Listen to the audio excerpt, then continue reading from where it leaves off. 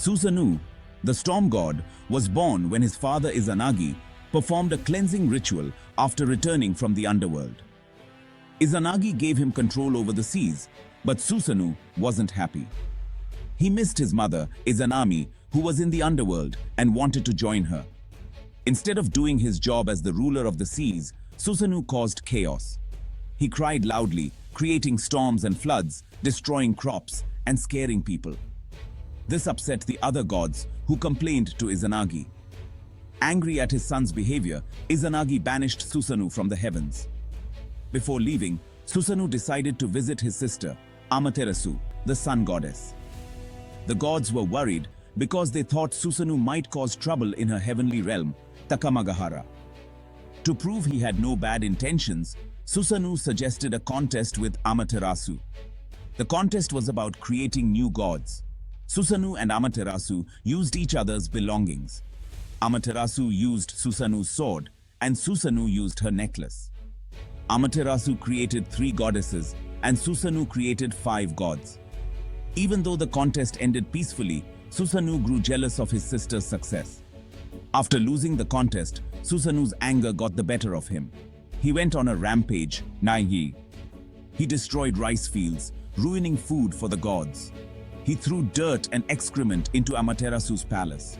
Worst of all, he threw a skinned heavenly pony into Amaterasu's weaving room, which caused such shock that one of her attendants died. Amaterasu was deeply hurt and frightened by Susanoo's actions. She hid inside a cave called the Ame no Iwato and refused to come out. Without her light, the world was plunged into darkness. The gods were desperate to bring Amaterasu out of the cave. They came up with a clever plan. The goddess Ame no Uzume performed a funny and wild dance outside the cave. Her dance made all the gods laugh loudly. Curious about the noise, Amaterasu peeked out of the cave. When she did, the gods held up a mirror, showing her reflection.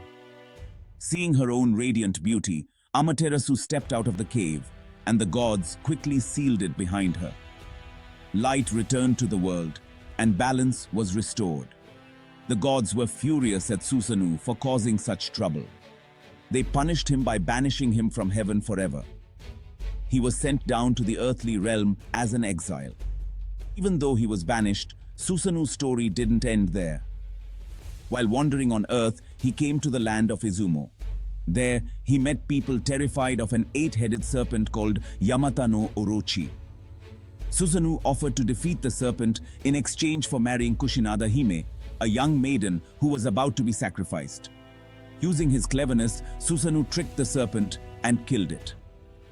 From the serpent's tail, he found a magical sword called Kusanagi-no-Tsurugi, the grass-cutting sword.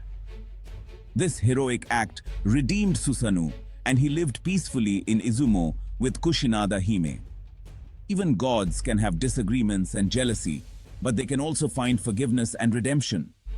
Susanoo's actions had serious consequences, but he proved he could change and do good. The story shows the importance of balance. Too much chaos or too much hiding from problems can cause harm.